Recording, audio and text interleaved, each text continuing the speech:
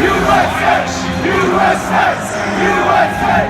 USA! Hey, so the U.S. is in Costa Rica tonight for what isn't technically a must-win match, but kind of feels like a must-win match.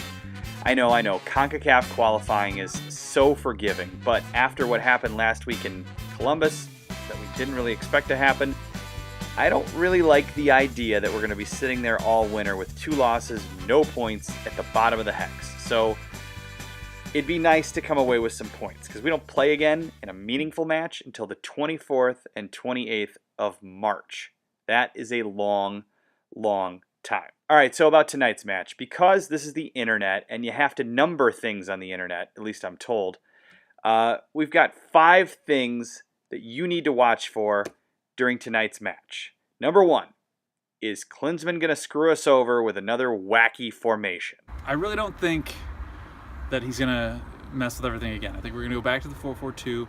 It's always worked. I think, just as the U.S. has kind of always shown that whenever things look the bleakest, we can kind of respond. Some of that is we go back to what works. That's what happened in the Copa America. We didn't look so good in the first game. We went right back to what works. We set a lineup that worked, and things turned out okay. Number 2, Michael Bradley. He came out and criticized Klinsmann's formation choices after Klinsmann criticized him and Jermaine Jones for not playing well in the 3-4-3 or 3-5-2 or whatever we're calling that crap that they came out in the other night in Columbus. Now, Bradley was right. He didn't play well, but that formation just didn't work either. And after they went to the 4-4-2, I thought Bradley played a little bit better. But let's be honest. Bradley hasn't been the same Bradley that he was from, say, 2009 to 2014. That guy used to dominate matches. Remember that friendly we played against Mexico in, was it Phoenix? Just absolutely unbelievable. What's the problem with Bradley? Well, is it, that he came back to MLS? Has he been injured? Is it something else? Does he just not play well under Jurgen like he did under his dad? I don't know the answer, but what I do know is that he is a key part of this team still. I've heard a lot of people saying, well, we should bench him. Well, for who? Jermaine? Are you just going to let Jermaine handle the duties back there? I don't think so. He's our captain. He's our leader. And he's a vital part of this team. I just want to see him pass and play with a little more consistency like he used to. Number 3. Is Costa Rica's fancy new stadium Estadio Nacional the same type of hellish fortress that their old place was, Saprissa? Now I'm standing here in front of the super moon because what the hell, 2016 seems to have everything else crazy. Why shouldn't something crazy happen in Costa Rica? Will the crowd at Estadio Nacional actually mean anything? I don't believe it. I think that really the problem at Saprissa all these years was the infrastructure there. I mean, the field was so terrible, everything was set up so poorly. I think that kind of naturally set everything up against the team. Plus, we always play so safely on the road in CONCACAF because we knew that road games really don't matter. CONCACAF qualifying is so simple anyway, you don't have to try that hard. Now that the game actually means something and I think the team really wants a result, I think we're going to look at it differently, and I don't think the crowd will truly matter.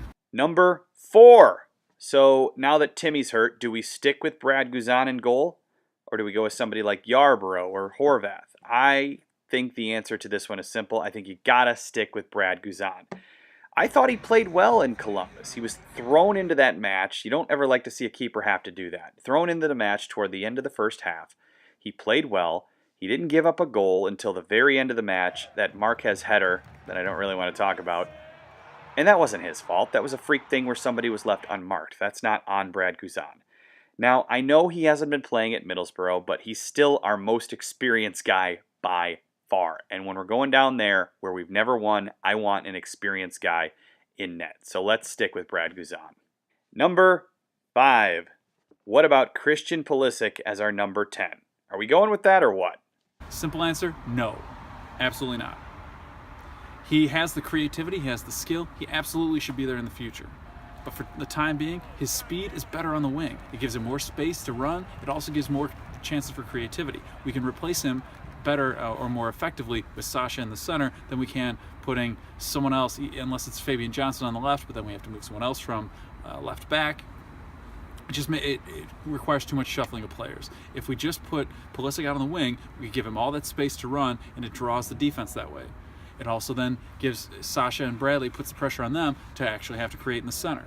And if they can't do it, then we can move it out wide instead of always having everything go right through the middle of the park. I think that was part of the problem that also helped start in Columbus. So if we move him out wide, I think it's better for him right now. Long term, we'll see what happens. All right, so that's it. The game is tonight at 9 p.m. Eastern, 8 Central if you're like us. It's on BN Sports and NBC Universal. And if you're like me, you're going with the Spanish because I do believe I get that in HD. I still don't get BN Sports in HD. Get on that Comcast, will you? In the meantime, go USA. Let's bring home 3 points, and let's feel a little bit better about ourselves after this weird 2016. Adios.